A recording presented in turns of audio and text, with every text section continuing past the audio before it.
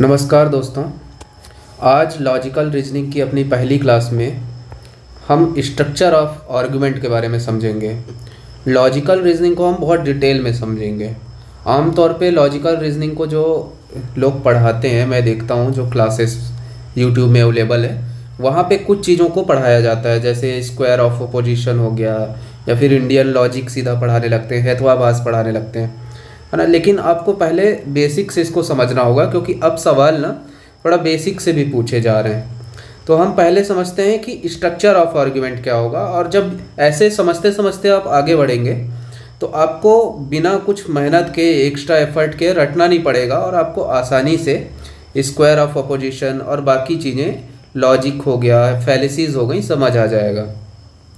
तो square of opposition में नहीं, मतलब स्ट्रक्चर ऑफ आर्गुमेंट में सबसे पहले हम देखेंगे कि आर्गुमेंट क्या होता है। तो आर्गुमेंट हम लोग भी करते हैं, देखिए बहुत बोलते हैं ना कि आर्गुमेंट मत करो। तो क्या होता है आर्गुमेंट? कि किसी चीज़ में अपनी राय का समर्थन करने के लिए हम जो तर्क देते हैं उसे आर्गुमेंट कहलाता है। मतलब हम लोग किसी विषय पे नहीं, आप अपनी बात को सही सिद्ध करने के लिए हम कुछ तर्क वितर्क कुतर्क करते हैं, तो वो आर्गुमेंट कहलाता है कि हम कुछ जो तर्क दे रहे हैं, है ना। तो आर्गुमेंट में कम से कम 2 प्रेमाइस जरूर होनी चाहिए, ठीक है। 2 प्रेमाइस होना चाहिए, 2 से ज़्यादा कितनी भी प्रेमाइस हो सकती है। और प्रेमाइस प्लस कंक्लूजन, इसको पूरा जो मिल के आर्गुमेंट बनाते हैं। अब ऐसे तो आप समझ नहीं पा रहे होगे, है ना। तो हम पहले इसका एग्जाम्पल की मदद से समझते हैं। देखिए मान लिए प्रेमाइस 1 है, एक सेकेंड। और ये प्रेमाइस 1 है कि ऑल मेन आर गुड, कि सभी व्यक्ति जो हैं वो अच्छे होते हैं। प्रेमाइस 2 है कि विवेक इज़ अ मैन, कि विवेक आदमी है, मतलब इंसान है। तो हमने कंक्लूज़न ये निकाल दिया कि विवेक इज़ गुड, कि विवेक भी अच्छा है। तो प्रेमाइस 1 ये बोलती थी कि सभी आदमी अच्छे हैं, दूसरी प्रेमाइस बोल रही थी कि विवेक भी आदमी है। तो भाई जब सभी अच्छे हैं तो विवेक भी अच्छा होगा, कंक्लूज़न हमने निकाल दिया। तो ये जो तरीका है इसे कहते हैं आर्गुमेंट। ओके, अब हम समझते हैं कि आर्गुमेंट के प्रकार कितने हैं। तो आर्गुमेंट को मोटे मोटे तौर पे हम 3 भागों में बांट सकते हैं। पहला होता है जिसको हम बोलते हैं डिडक्टिव आर्गुमेंट, ठीक है। तो आप लोग डिडक्टिव और इंडक्टिव रीजनिंग को ज़रूर पढ़े होंगे, नहीं पढ़े हो तो मैं बता रहा हूँ क्या होता है। डिडक्टिव आर्गुमेंट का मतलब होता है कि जब हम एक जनरल कोई सा कथन बनाते हैं और जनरल से स्पेसिफिक की ओर जाते हैं, तो उसे डिडक्टिव आर्गुमेंट कहते हैं। जनरल टू स्पेसिफिक होता है ये। अब इसको भी हम एग्जाम्पल की मदद से समझते हैं। पहले एग्जाम्पल ही समझ लेते हैं। तो मान लीजिए एक जनरल एग्जाम्पल, एक जनरल हमने टर्म बनाया कि ऑल डॉल्फिन्स आर मैमल, कि जितनी भी डॉल्फिन होती है सभी स्तनधारी होती है ना। ऑल डॉल्फिन, सभी डॉल्फिन मैमल्स होती हैं। ऑल मैमल्स हैव किडनी, कि जितने भी मैमल्स होते हैं उनकी किडनी होती है। तो सभी डॉल्फिन मैमल हैं और सभी मैमल्स की किडनी होती है, ठीक है। तो जब हम ये बोलेंगे तो फिर कंक्लूजन क्या निकलेगा? All dolphins have kidney. तो भाई जब डॉल्फिन मैमल थी और सभी मैमल्स की किडनी है, तो डॉल्फिन की भी किडनी होगी, है ना। तो हमने सभी मतलब ये हमने बोला कि ऑल डॉल्फिन्स आर मैमल, और ये हमने एक जनरल टर्म निकाला कि सभी जो स्तनधारी होते हैं उनकी किडनी होती है।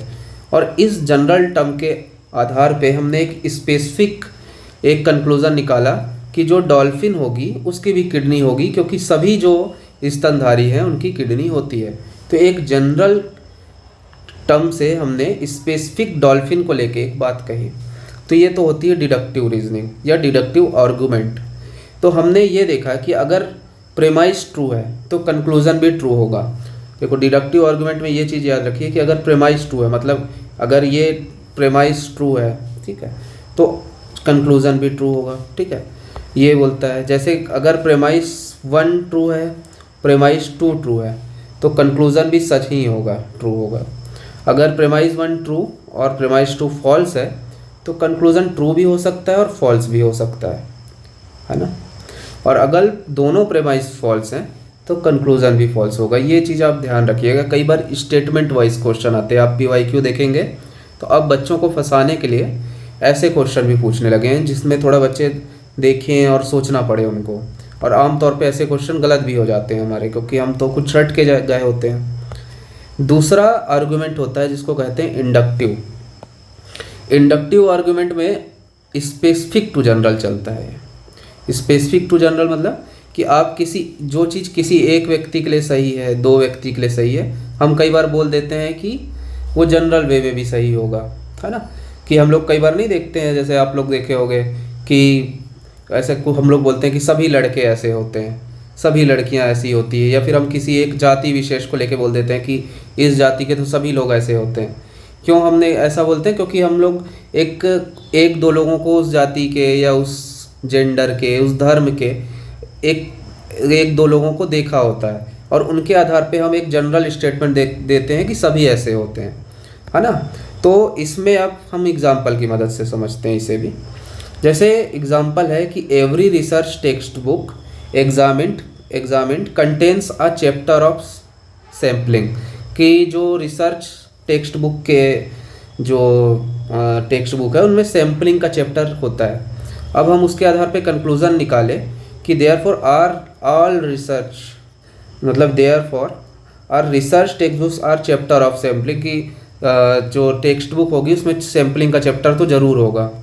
तो हमने ये देखा कि दो चार टेक्स्ट बुक्स में हमने सैम्पलिंग का चैप्टर देखा, उसके आधार पे हमने ये कंक्लूज़न निकाल दिया कि सभी टेक्स्ट बुक में चैप्टर होता होगा। और इसका सरल एग्जांपल लें तो हम ये एग्जांपल दे सकते हैं कि मान लो प्रेमाइज 1 बोलती है कि बिलासपुर के जो कौवे होते हैं ना, कौवा, तो बिलासपुर का जो कौवा होता है वो काला है, ठीक। फिर प्रेमाइज 2 में हमने बोला कि रायपुर का जो कौवा होगा वो भी काला होगा, हमने ये भी बोला। फिर मान लीजिए हमने प्रेमाइज 3 भी बना दी, उसमें हमने कहा कि भाई दुर्ग का जो कौवा है वो भी काला होगा। तो इसके आधार पे हम एक कंक्लूज़न निकाले कि ऑल जो जितने भी कौवे होते हैं सब काले होते हैं। तो हमने 3 प्रेमाइज दिया, इसके आधार पे हमने एक कंक्लूज़न बता दिया। तो इसको बोलते हैं इंडक्टिव रीजनिंग कि जब हम स्पेसिफिकली हम अलग अलग शहरों का अध्ययन किए और उसके आधार पे हम एक जनरल स्टेटमेंट बना दिए। तो इसमें समस्या क्या होगी?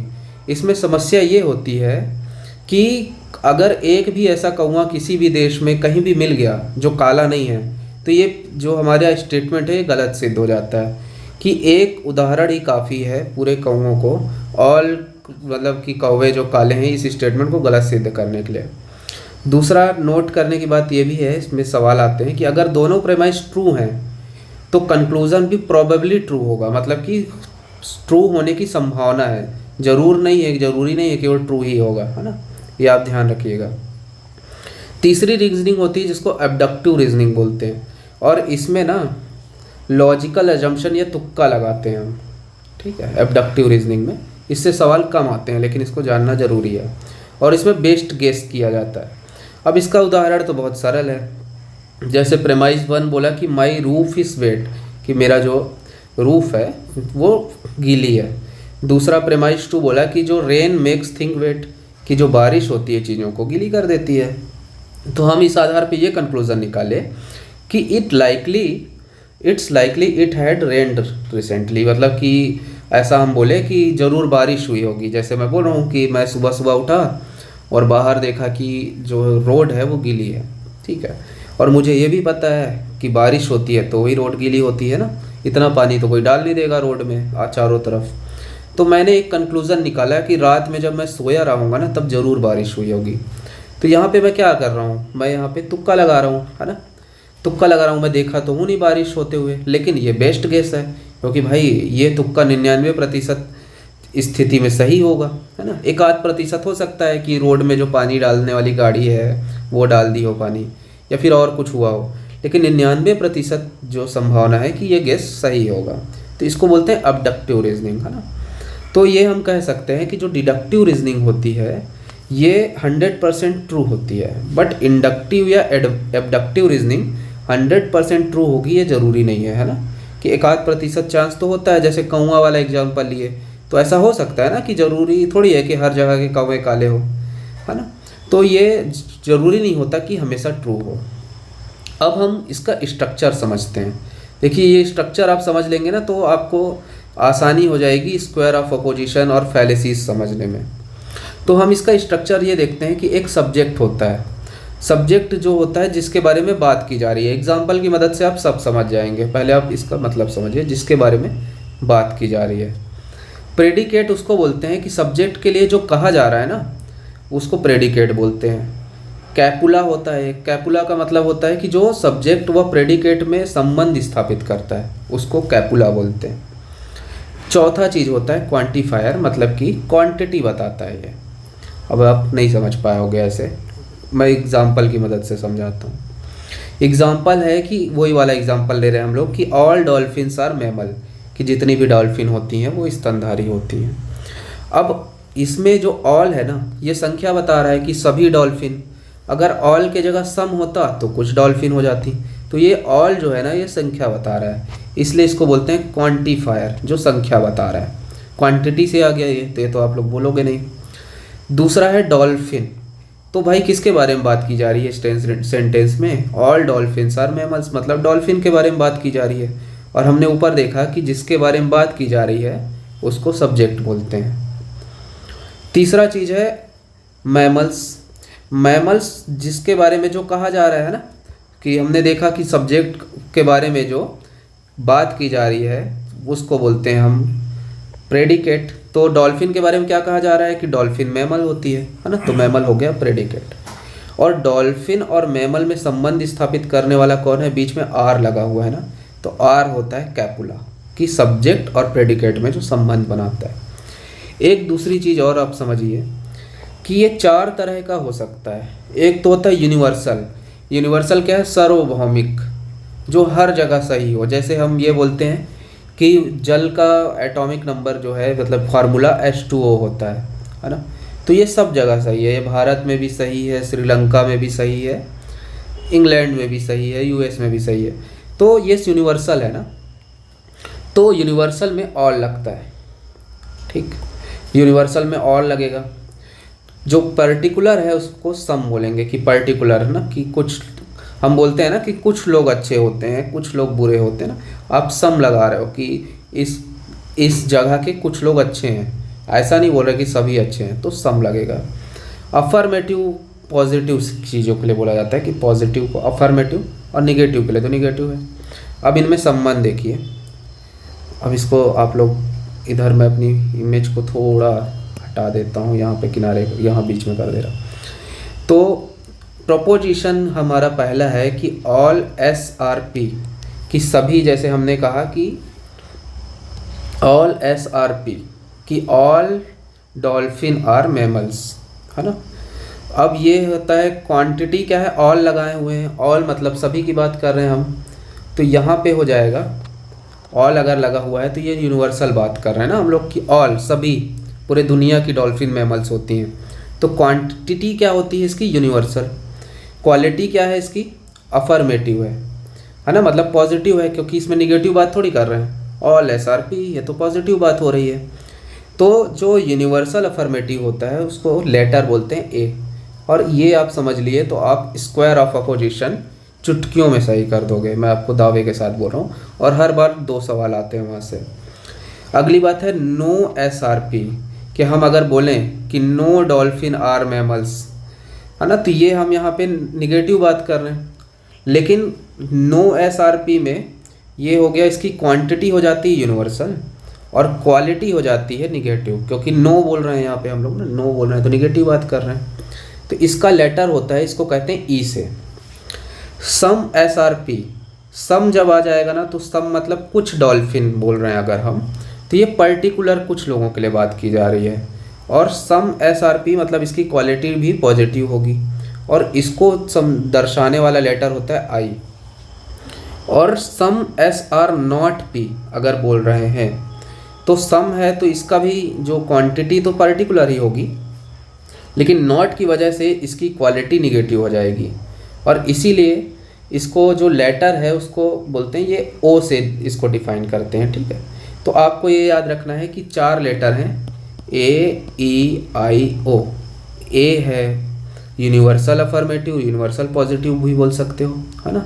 E है, इसको E बोलते हैं यूनिवर्सल निगेटिव।